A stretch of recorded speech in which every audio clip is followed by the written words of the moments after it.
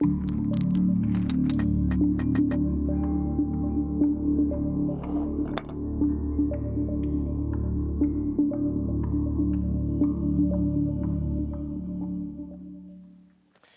afternoon and welcome to this afternoon session dedicated to diving into the battle of ideas. My name is Etienne Basso. I'm director at the Members Research Service at TPRS, and I would like to welcome our speakers, Klaus Welle and Fiona Hill. Most welcome to you in the US and here on stage. And of course, I welcome also our audience on site here in the Library Reading Room of the Parliament and our numerous audience also online. The session this afternoon is about trying to imagine the world after this war in Russia and try to think about the paradigm change after this war.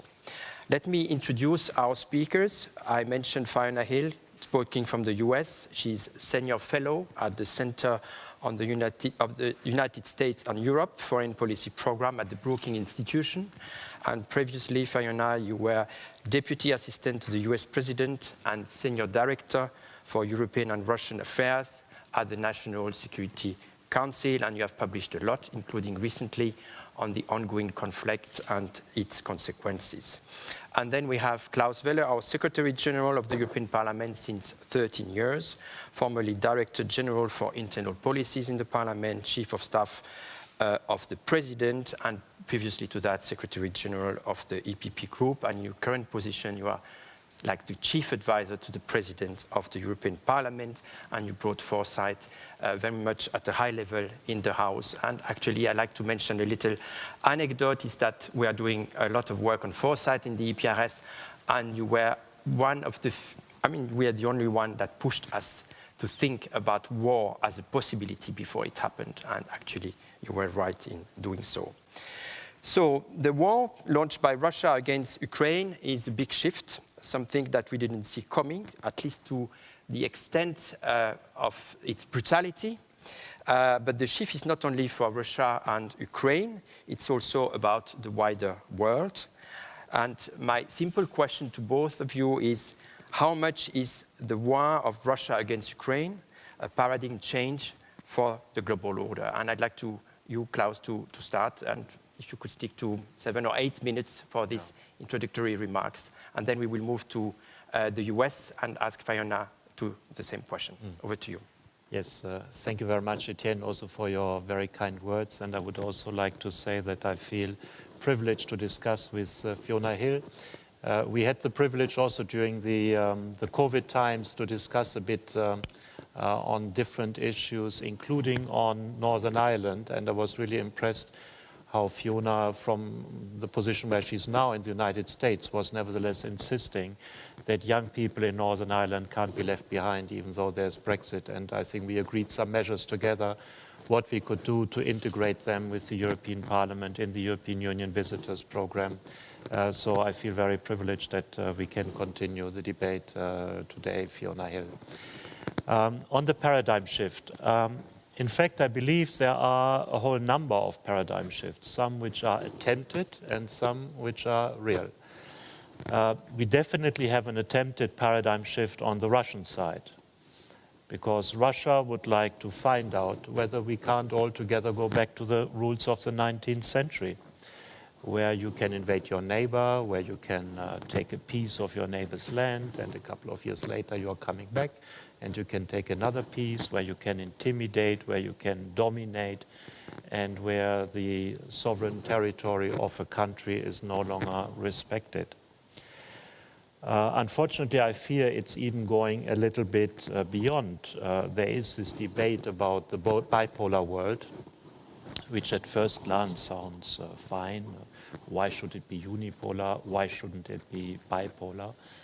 But when we have a closer look what he's proposing, then there's also a very important content difference.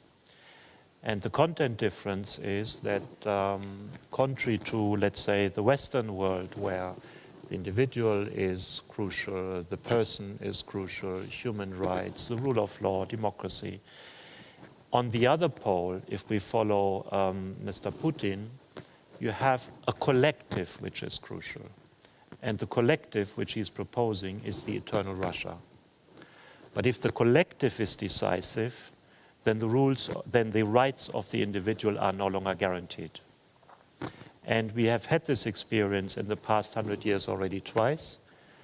We had it with the Nazi German government, where race was the most important, and therefore the individual could be neglected. And we also had it in communism, where the working class was the most important, and therefore the individual could neglect it. And we know that in both cases this led to millions of dead people at the end of the day. So for me it's always a warning signal if somebody tries to propose an order where individual rights or the person are no longer crucial, but some higher good which is invented, and we are seeing this attempt again. So as a consequence, we have a different European map nowadays. If we look at the European map, I think it is fair to say that on the western side, the space is structured by the European Union, which is the union of citizens and states. And even those who are not members are in close contractual relationship. Britain, Switzerland, for example. And that's based on freedom of choice. You can join, you can even leave. That's also based on the rule of law.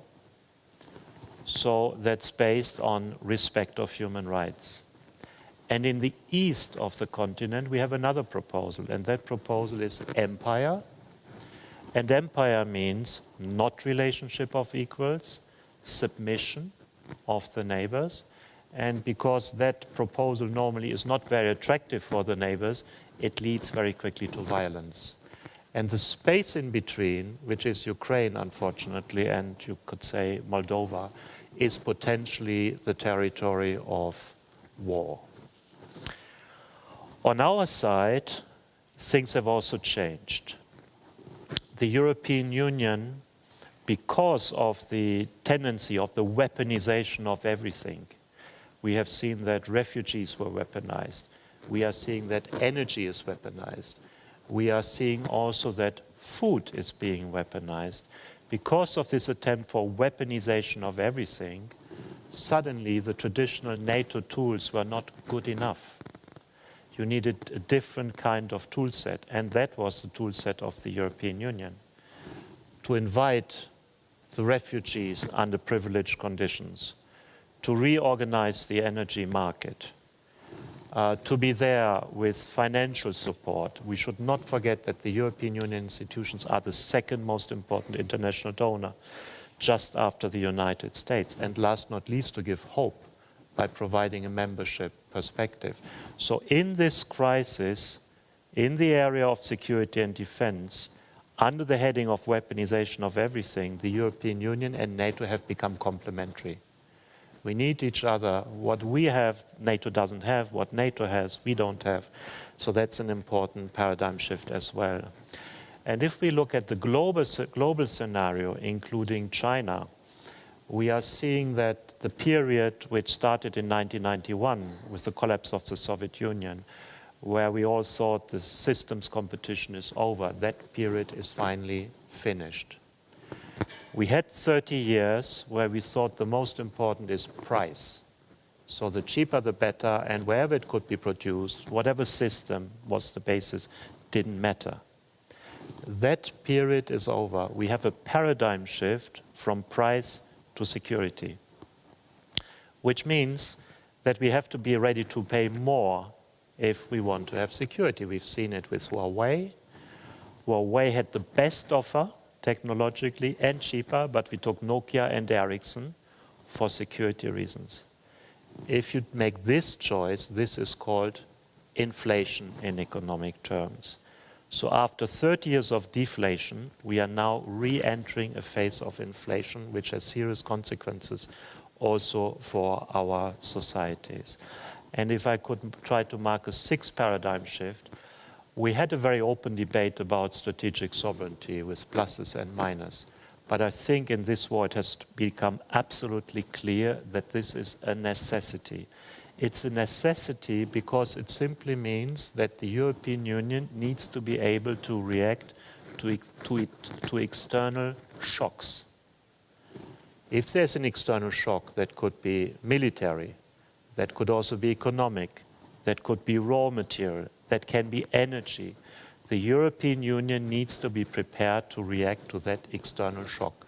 And that's what I would call strategic sovereignty. So 6 elements why we are in fact living in times of paradigm change. Thank you very much, Secretary General. Thank you very much, Klaus, for this introduction.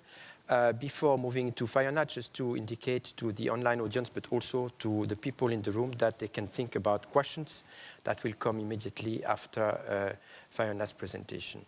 Over to you, Fiona. Thank you, and I actually have to apologise because completely unexpectedly, I'm working from suburbia in Washington, D.C. Some people have shown up at my neighbour's house to clean their garden and they have very loud equipment, so I apologise, a bit of a paradigm shock to me too. I had no idea that they were coming. And after I've finished speaking, I may actually go and ask them if they can leave if the sound gets too extreme. So I apologise in advance for this unexpected interruption. So please let me know. First of all, I wanted to agree with Klaus in the way that he's laid everything out here. Can everybody hear me okay? Yes. Yes. You can. Absolutely. Okay. So again, I apologise. I had absolutely no idea this was going to happen.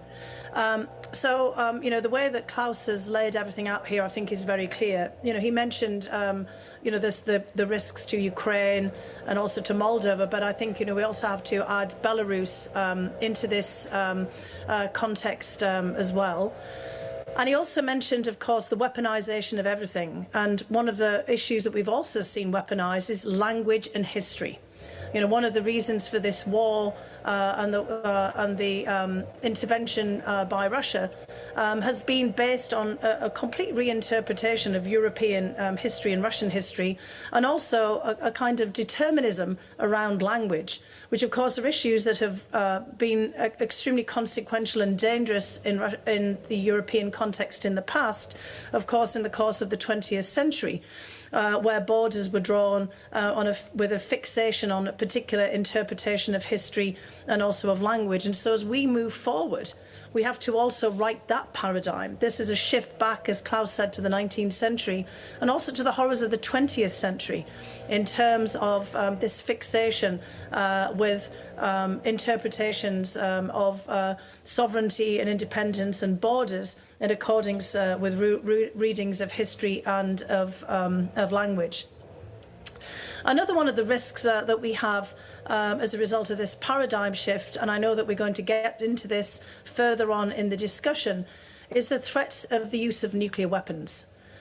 Vladimir Putin, of course, has raised this as a possibility, citing the precedent of World War II in 1945 and the detonation by the United States of nuclear weapons in Hiroshima and Nagasaki, basically saying that this was a precedent that was set for the use of nuclear weapons in a wartime scenario, where we've spent the last 70 years saying that there was a paradigm shift with the use of the nuclear weapons, and in fact that we would always prohibit and never have nuclear weapons used again, and that this is actually a new paradigm of outlawing the use of nuclear weapons. And of course that has now been a frame in which we've had to engage on the war.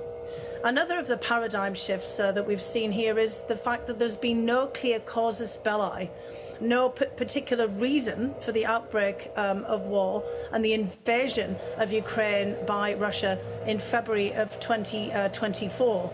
That the pretext was invented in many respects by Putin, blame put on NATO and the West. NATO is another of those issues that I think that we should discuss, even though we're in the context here of the European Parliament and the European Union, of the definitions of NATO by Russia, suggesting that this is an aggressive bloc, not a bloc for mutual defence and security, similar to the European Union in its perspective of a mutual collective.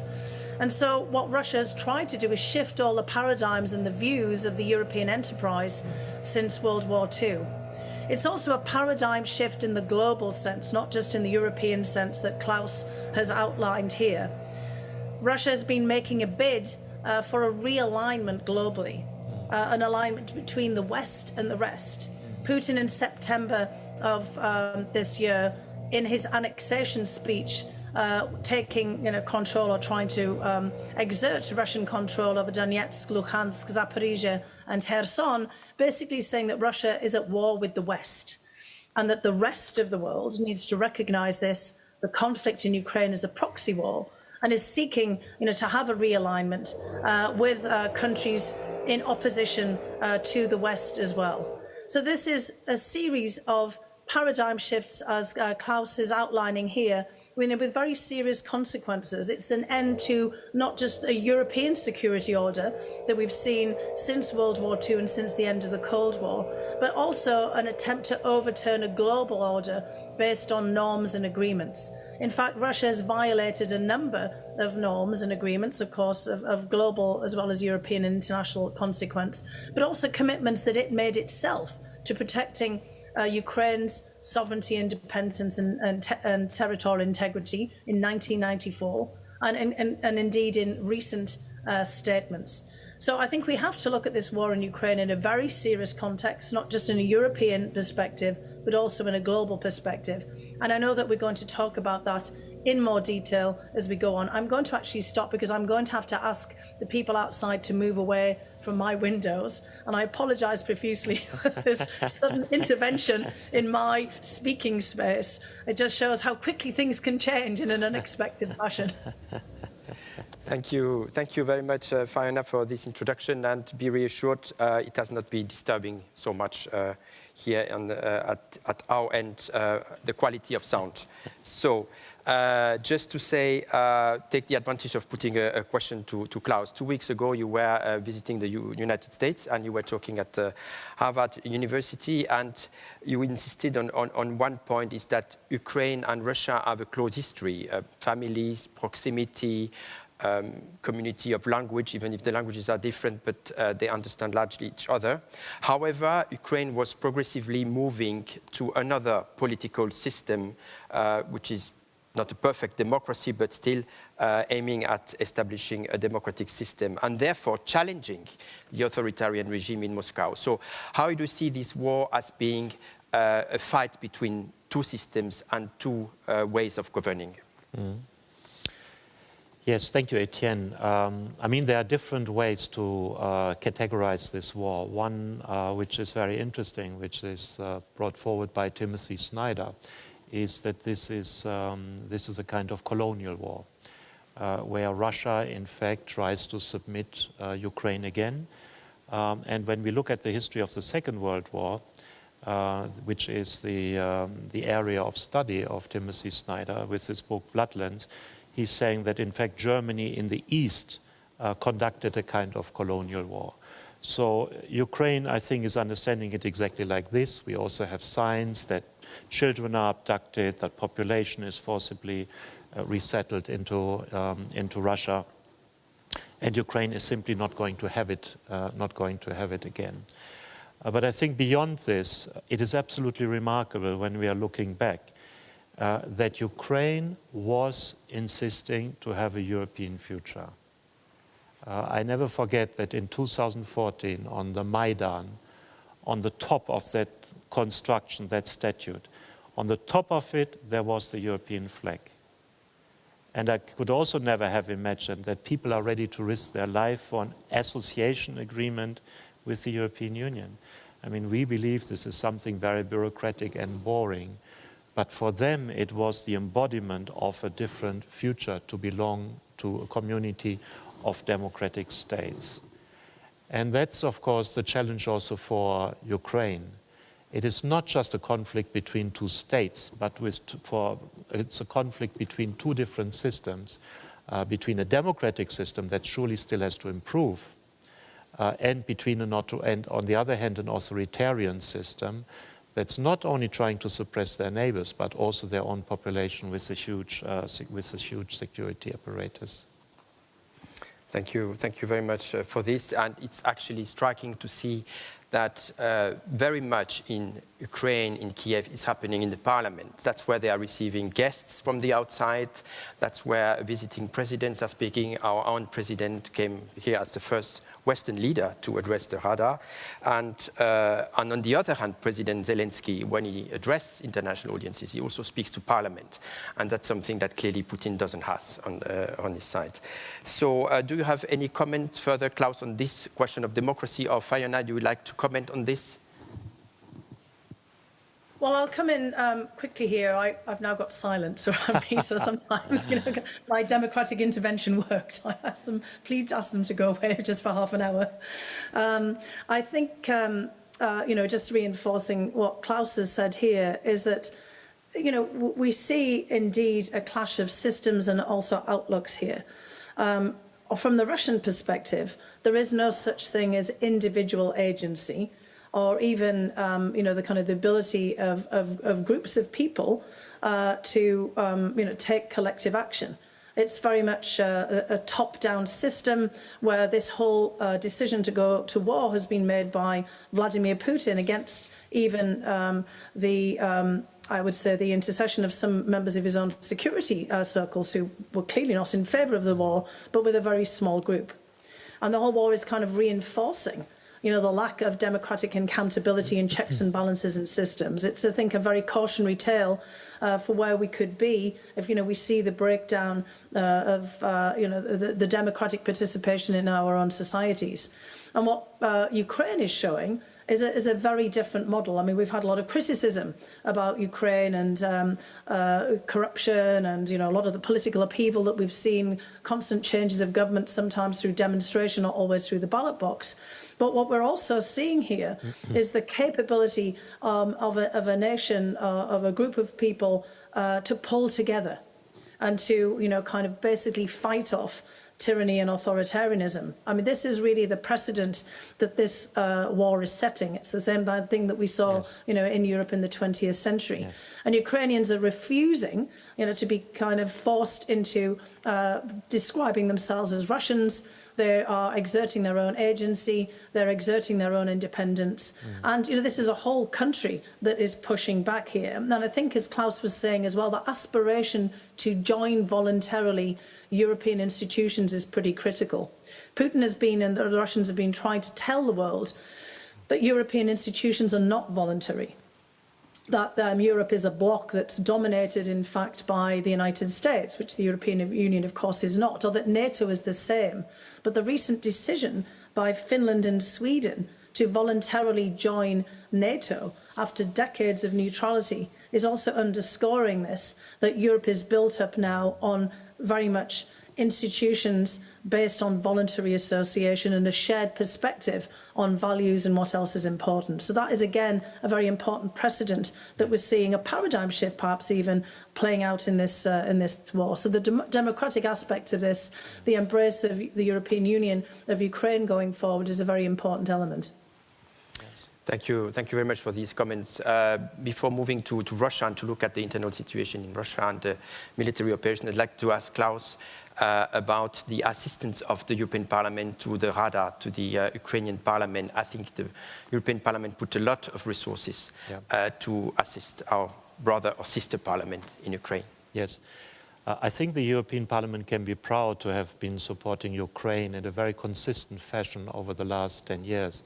It was the European Parliament that helped to secure the life of Yulia Tymoshenko when she was in jail and when she was in danger, in fact, of dying, with the mission of President Cox and President Kwasniewski at the time. And fortunately, she did survive as the symbol for a democratic future. We have a very courageous President of the European Parliament now, Roberta Metsola, was the first president of an institution who traveled to Kiev when Kiev was still under bombardment to give a sign of support.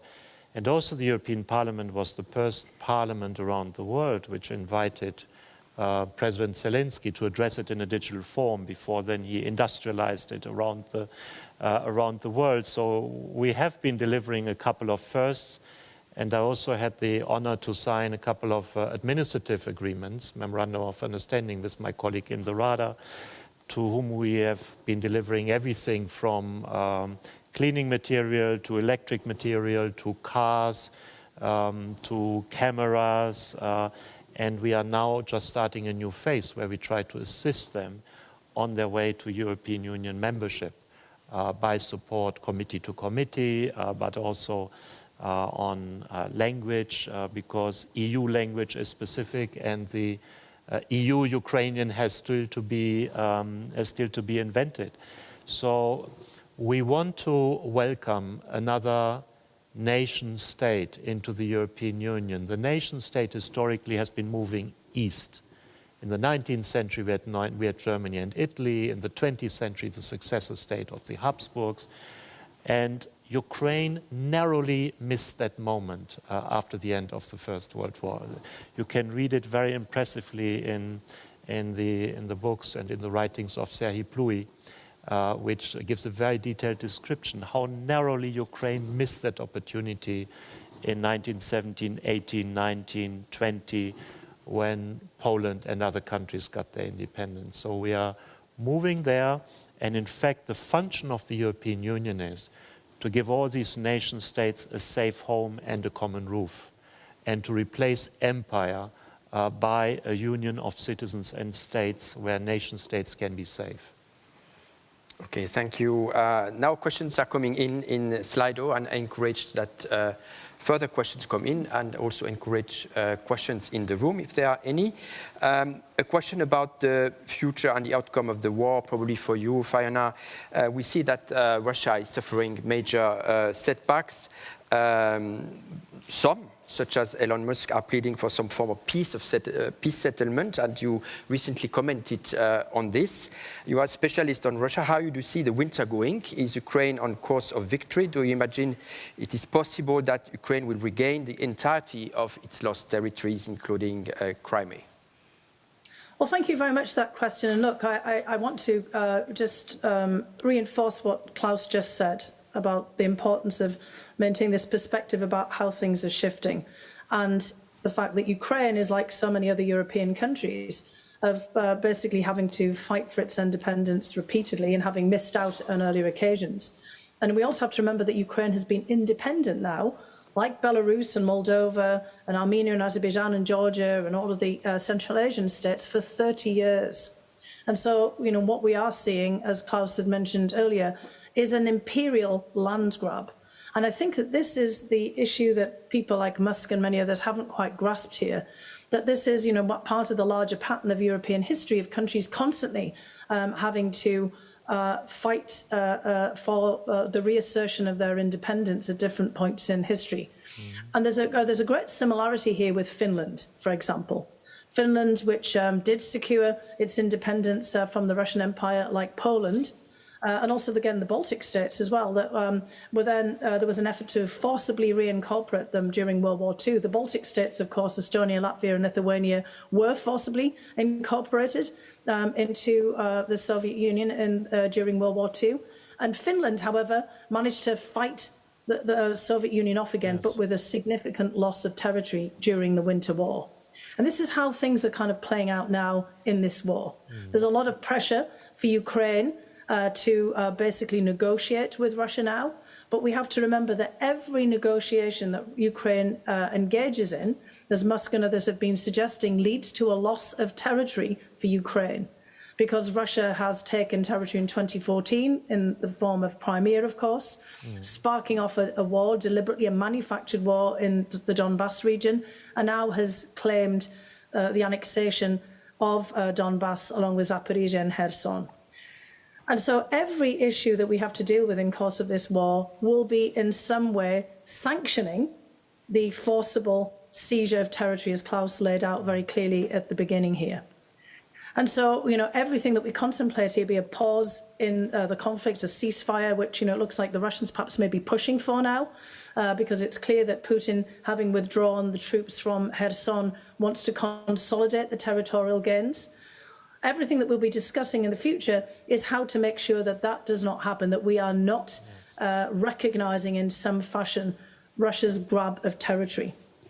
So everything moving forward over the course of this winter and into the future, it's going to be very important as we figure out how to engage with Ukraine, as Klaus is laying out here in a European context, about how we minimize any kind of recognition of Russia's forcible seizure of territory, because it's going to be very important for the future. I mean, I fear that we are in for the long haul here.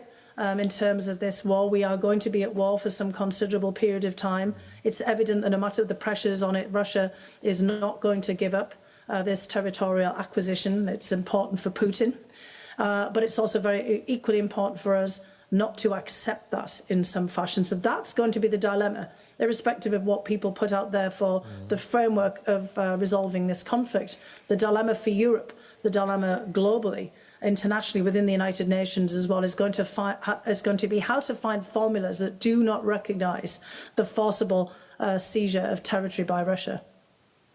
Yes. Thank you. There are many questions coming, and they are about internal dynamics in Russia, and I would like to bring them together. Looking at the situation inside Russia, we see protests against the partial mobilization, and especially the mothers of soldiers. How much can it be a real challenge for Putin, and how strong is Putin to react to this? And more generally, there is also a question of the post-Putin Russia, if at all. And what about the diaspora, the exiled Russians, some of them liberals?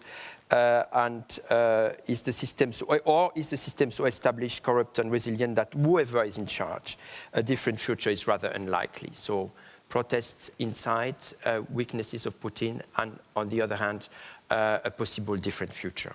Maybe Fiona and then Klaus. Yes, and I would be very interested to hear Klaus and everyone else's perspective from Europe. Look, I think there are a lot of pressures on Putin right now, and as you rightly say, Etienne, the mobilization, the partial mobilization, really had a big impact and made it very clear that there is a lot of opposition to the war. It may not be expressed openly in public opinion polls, and it may be very hard to gauge from the outside, but the fact that hundreds of thousands of young men have left Russia is pretty significant, and previously we'd had tens of thousands of people leaving at the beginning of the war. Now, it is the case, of course, that those who have remained, particularly in the elite, have tended to double down on the war.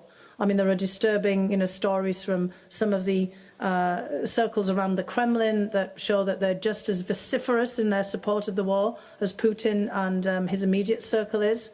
We know, of course, that there is a party of war, represented by many in the security services and pretty hard right individuals, national security bloggers. I mean, I think everybody knows the names of people. We can see them on Russian television, who actually are pushing Putin to be even more brutal in the war, who are encouraging these devastating drone and other attacks on Ukraine itself to wipe it out. There is a lot of hatred towards the Ukrainians that is being expressed openly and publicly in Russia. But we also know that behind the scenes, as you've mentioned, there's the soldiers' mothers who are worrying very much about what has happened to their children who've been sent to fight. We've heard public estimates of the casualty rate in Russia, 100,000, not just those killed but also injured, essentially taken off the battlefield with serious, grievous wounds. We know that many of the soldiers who've been sent to the front have come from the non-Russian regions of Russia, like Buryatia, like in the Caucasus and places like Dagestan. There's a backlash to this. This is a very imperial war. Russia is still an empire, a smaller version of itself, a multi-ethnic state with a good 20% of the population not being ethnic Russian, and they've had a disproportionate suffering during the war in terms of being pulled into the military. And we do know from Russian history, in 1905, for example, during the Russo-Japanese War, and also in the World War I, that it was those soldiers that were sent to the front that came back that had a knock-on effect inside of the system. So I think that there is some risk here for Putin on all sides of society here who are opposed to the war. And as we get closer to Putin's own presidential election in 2024, we could see some real pressures building. But Klaus, I think a lot of the pressure comes from the outside too, that kind of sense that Russia is becoming more isolated. And I'd be curious to hear, what you feel about that, because I do think that people gauge the attitudes towards the war internationally as well. And if there seems to be a unity of support for Ukraine and a pushback against the war, I think that could have some implications for Putin too. Yes, I fully agree with the description that's been given by Fiona, and of course Fiona is an outstanding expert on Russia. What maybe I could add is, I think a lot depends on the territorial end result of this. If the current situation would prevail, without any doubt, Putin would say that he has achieved what was last time achieved by Katerina the Great. So this is the idea of Novorossiya. So he would surely present this as a historical success. On the other hand, if the war would be lost, we have numerous examples, some were cited by Fiona already, but to start with the Crimean War in the 1850s, the Japanese War in 1905, the First World War in 1807. Lost wars in Russia normally lead to serious reform or regime change in Russia. So I think the territorial outcome of the whole thing will be decisive for what kind of Russia we have to expect. I believe one thing has already changed. In the previous military adventures, somehow Putin could always come back and say this was a success. Yeah. And to a certain extent, objectively, from his point of view, it was a success, whether we are speaking about Georgia or Syria and so on.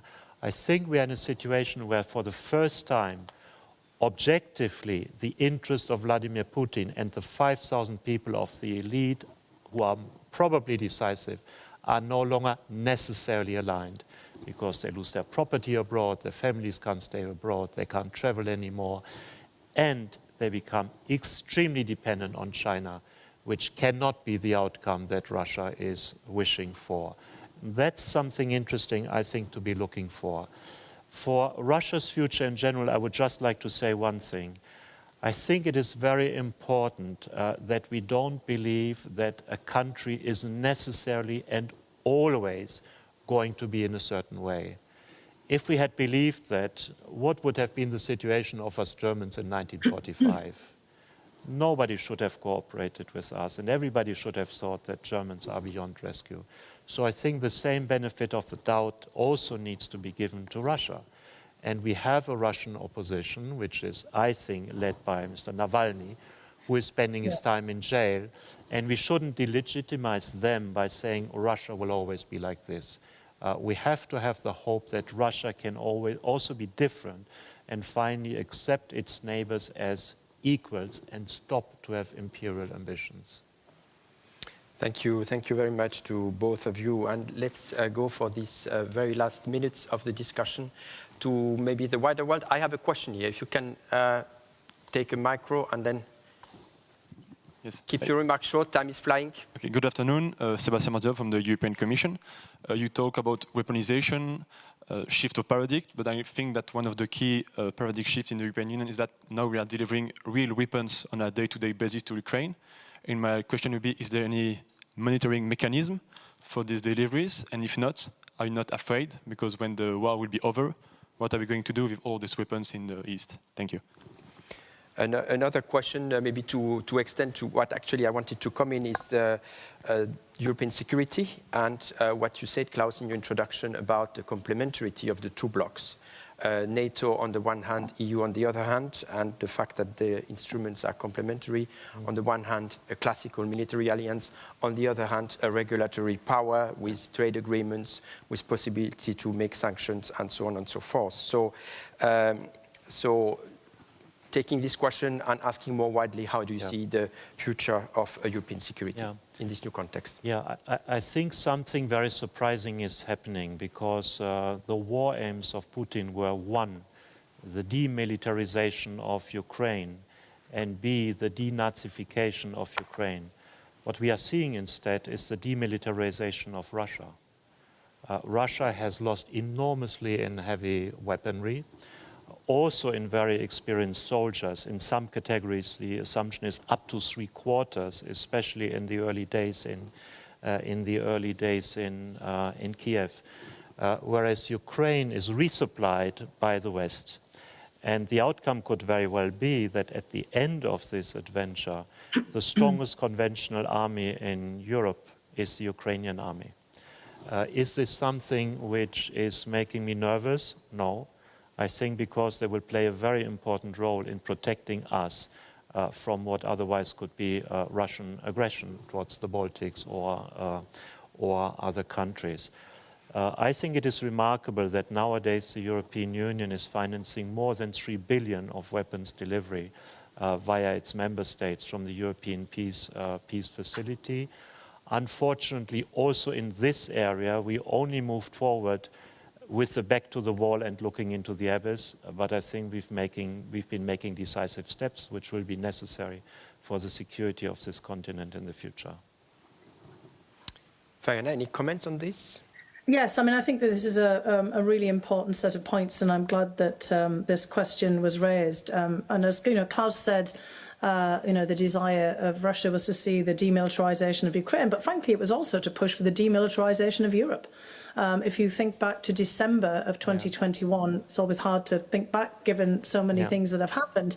Remember that the Russian Federation put forward a series of documents with demands that the United States essentially pull out of Europe, on the idea that the United States is still an occupying force in Europe, and also that NATO pull back in terms of deployments of troops and the installations that NATO has constructed in NATO countries and NATO member countries, but back to the idea of 1997 before the enlargement of NATO. On the whole premise that this is, again, an alien entity within the European space. And what we've seen instead, as we've been talking about, is the enlargement of NATO, or at least the would-be enlargement of NATO with Finland and Sweden, two countries that have been neutral entirely since World War II, wanting to join the bloc, but also wanting to take part in the rethinking of European security. And I do think that this whole point of that was raised initially in the question about what the implications of this sort of shift of our military kind of positions further east through the war in Ukraine, this is an inevitable fact of war. What's happening in Ukraine is the third great power conflict in Europe in a century: World War I, World War II, and Ukraine, the war in Ukraine. A massive shift, as we've discussed all the way along here. The whole theme of geopolitics is back. This has shifted the geopolitics of Europe. It's shifted everything in all kinds of fundamental ways that we've been talking about all day here. And I do think it then necessitates a fundamental rethinking of European security. I don't think Finland and Sweden are necessarily thinking of NATO in the old paradigm either. We're talking about a new paradigm for Europe, and I think we're going to see a lot of institutional creativity come out of this. Before the war, we were thinking about Helsinki 2.0, for example. So I do think that there's a lot of scope here for rethinking European security, and this conference is a great start, for example. Thank you very much, Fiona, for this. Let's just have a last set of questions and then ask you to finish. As time is going on, there is a question which is about the wider world. Is the Western model of putting individualism above collectivism really appealing to Asian societies? And it is even sustainable in the West, ? So big question. And more generally, how do you see the world order during and we hope after this war? We talk a lot about Russia, Ukraine, Europe, but what about United States and the place of China? And what do you think also about the rule-based multilateral order? And with this, I would like to ask you to finish also. Yeah. Thank you. First of you, Yes, thank you. I've been speaking about the European map, where I believe it's basically divided between the West and the center with the Union of Citizens and States, which is a democracy and based on human rights, and in the East, still empire. From an American perspective, as far as I know, the look is normally broader towards Eurasia. And if I understand American geopolitics correctly, there are always three targets that need to be achieved. A, dominance of the Atlantic, which is not a problem since the Royal Navy has been considerably reduced. Secondly, dominance about the Pacific, which is challenged by China. And thirdly, no other power should dominate Eurasia. And whenever another power threatened to dominate Eurasia, the United States were there. That was the case against Nazi Germany and Japan, but that was also the case with the Soviet Union. So two of these three are nowadays challenged by China. And we are seeing, unfortunately, that with the 20th Party Congress, the checks and balances which have been there in China have gone out of the system.